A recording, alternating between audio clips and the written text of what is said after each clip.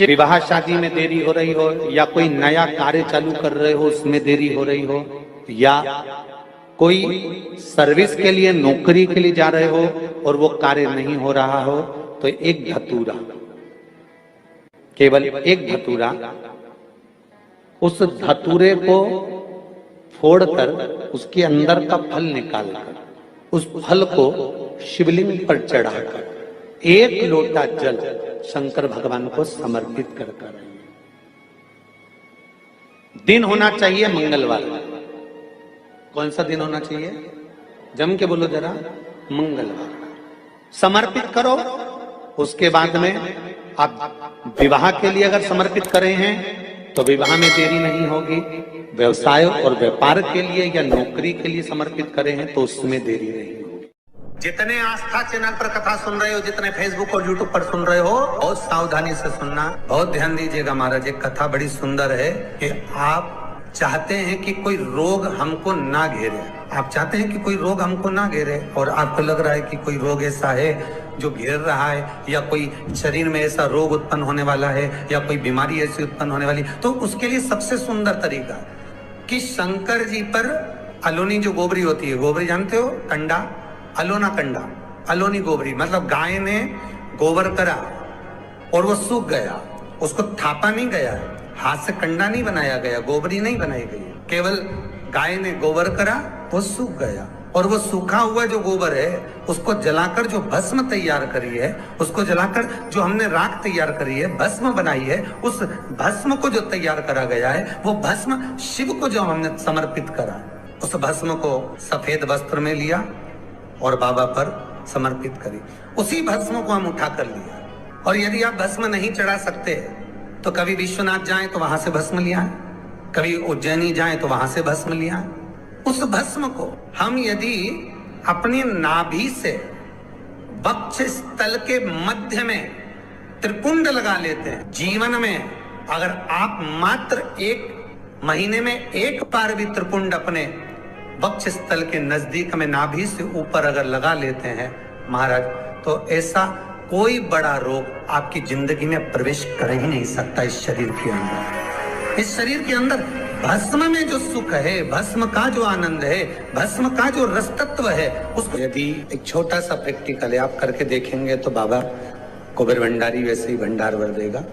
थोड़ा सा प्रयास, अगर आपके सबके घर में गंगा जल है तो एक प्रयास करके देखिएगा। कोई कार्य के लिए आप जा रहे हैं और वो कार्य अटक रहा है, नहीं हो रहा, बहुत प्रयास कर लिया, बहुत दिन से लगे हुए हो कि ये काम होना ही चाहिए, ये काम बहुत जरूरी और होना ही चाहिए, नहीं हो रहा, एक कटोरी में गंगा का जल निकाल लीजिए, और कटोरी में गंगा का जल निकाल कर तुम्हारे घर में एक सिक्का पड़ा हो, 1 रुपया, 2 रुपया, 5 रुपया, कोई सा भी एक सिक्का पड़ा हो, जो भी सिक्का पड़ा हो, कुंदकेश्वर महादेव का नाम लेकर, जहां परिंदा होता है, पानी का मटका होता है, पितरों का स्थान होता है, हंडा भरते हो, मटका भरते हो, उसके पास में उस कटोरी को रखकर 1 का सिक्का, 2 का सिक्का, 5 का सिक्का, 10 का सिक्का, जो तुम्हारे पास सिक्का पड़ा हो, जो भी तुम्हारे पास पड़ा हो, वो सिक्के को हथेली में लेकर कुंदकेश्वर महादेव का नाम लेकर उस कटोरी में डाल दीजिए, और उस जल को नैनों से लगाकर आप काम के लिए निकल जाइए। वो काम आपका सफल होकर ही रहेगा,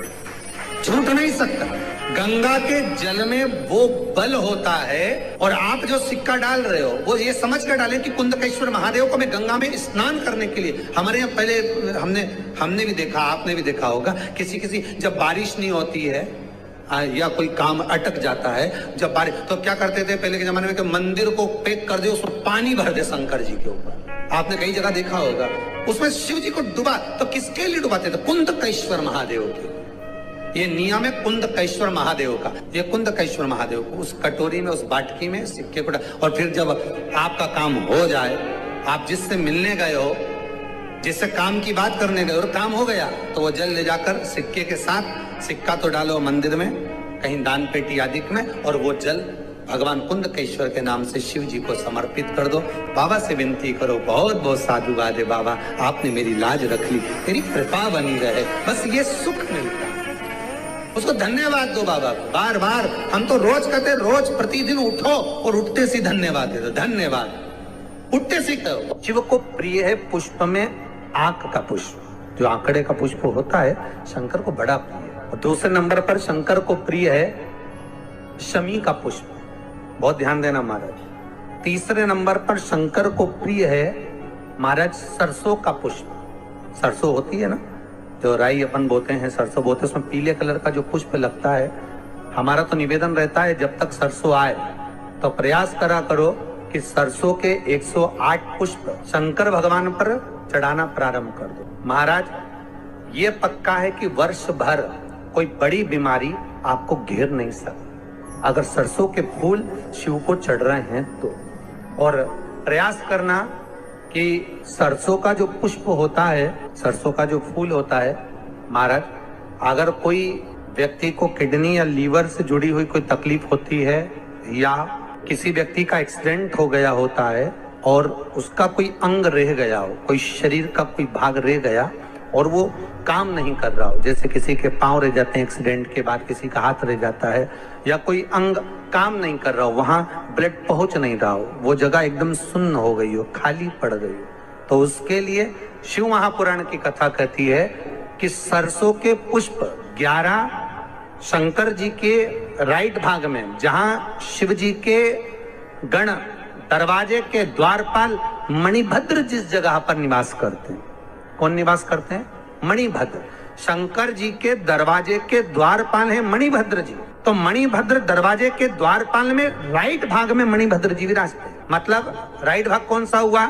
जब आप मंदिर से बाहर निकलेंगे तो राइट भाग, मंदिर में प्रवेश करेंगे जब राइट नहीं होना चाहिए, आप मंदिर से जब जाएं तो राइट भाग। मतलब आप मंदिर से राइट से जाएंगे तो शंकर जी का भी राइट हो जाएगा, क्योंकि शिव जी ऐसे बैठे हैं तो शंकर जी का भी राइट हो गया, देवता उनका भी राइट हो गया, तो राइट भाग सीधा हाथ मणिभद्र जी का स्थान। 11 सरसों के पुष्प मणिभद्र के उस द्वार पर आप रख दीजिए और मणिभद्र के द्वार पर रखकर अंदर जाकर 108 वापिस जब आप बाहर निकल रहे हैं, ये पुष्प आप रखने के बाद एक बार बाहर जाएंगे फिर वापिस आएंगे मणिभद्र रखने के बाद, और अंदर जाकर 108 सरसों के पुष्प शंकर को समर्पित करेंगे महाराज। उस सरसों के पुष्प जो शिव जी को आप समर्पित कर रहे हैं उसको वापिस लेकर आएंगे, श्री शिवाय नमस्तुभ्यम बोलकर उस सरसों के पुष्प को महाराज सरसों के तेल की बोतल में उसको डाल लीजिए। शंकर भगवान को शाम के समय प्रदोष काल में उस तेल को वापस ले जाकर चढ़ा दीजिए शिव जी को, उसको वापस लेकर आ जाइए। उस तेल का प्रयोग आप नाभि में डालिए और जो शरीर काम नहीं कर रहा उस स्थान पर कम से कम 15 दिन 20 दिन तक उसकी मालिश करना प्रारंभ करिए। बाबा चाहेगा तो चलाने का प्रयास कर देगा और वो अंग वो शरीर काम करने लगेगा। मणिभद्र का स्मरण। सूर्य नारायण भगवान को जब जल चढ़ाया जाता है, हाथ सिर से 8 इंच की दूरी पर होना चाहिए। जम के बोलिए, सिर से कितना ऊंचा होना चाहिए?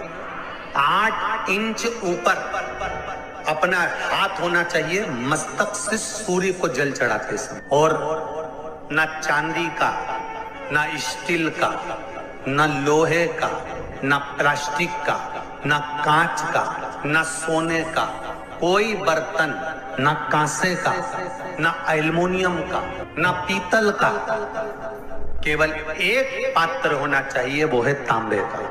काय का पात्र होना चाहिए? तांबे का पात्र। और सूर्य नारायण भगवान को जब 8 इंच ऊपर तुम्हारा हस्त है और जब हम सूर्य को जल चढ़ा रहे हैं, कैसे जल चढ़ाना है वो भी समझ लीजिए। अगर कोई कैंसर का मरीज है जिसके चेस्ट में कैंसर आ गया हो, लेफ्ट में राइट में कहीं पर कैंसर आ गया हो या कोई गठान आ गई हो, तो महाराज आप जल चढ़ाते समय उस जल की धार को सूर्य भगवान को जब चढ़ा रहे हो तो धार आपकी गठान की ओर जाना चाहिए, जिससे सूर्य की किरण उस जल में से आपके उस स्थान पर पड़े, उस जगह पर पड़े जहां पर गठान है।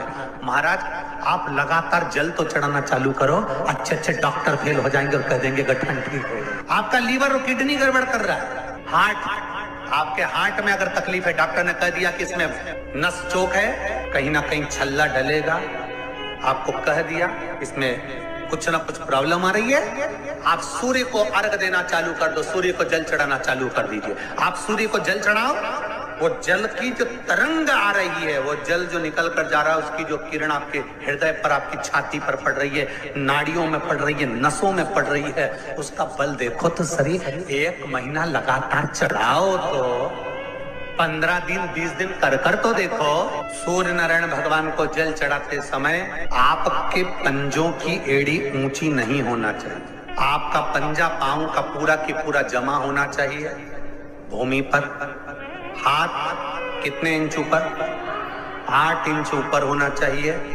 जल जो गिरे, सूर्य की किरण, सूर्य का दर्शन उस जल की रोशनी में करना चाहिए। जिस बच्चे को आंख में चश्मा लगा हो, मोटे से मोटा चश्मा लगा हो, छूट नहीं रहा हो, तो थोड़े दिन उसको सूर्य का अर्घ चढ़वाना चालू कर दो और जल में से सूर्य का दर्शन कराना चालू कर दो। 2 महीना 2.5 महीना बहुत है, आंख की रोशनी बढ़ जाएगी, चश्मा हट जाएगा। एक बात और कहना चाहूंगा, अगर आप लोग स्वीकार करेंगे तो, अगर कहीं आपको लगता हो कि बच्चा पढ़ने में कमजोर है, विद्या में कमजोर है, रिजल्ट अच्छा नहीं आ रहा, पढ़ने में कमजोर है, वो पढ़े अपनी जगह पढ़े, वो कार्य करे अपनी जगह करे, मेहनत करे अपनी जगह करे।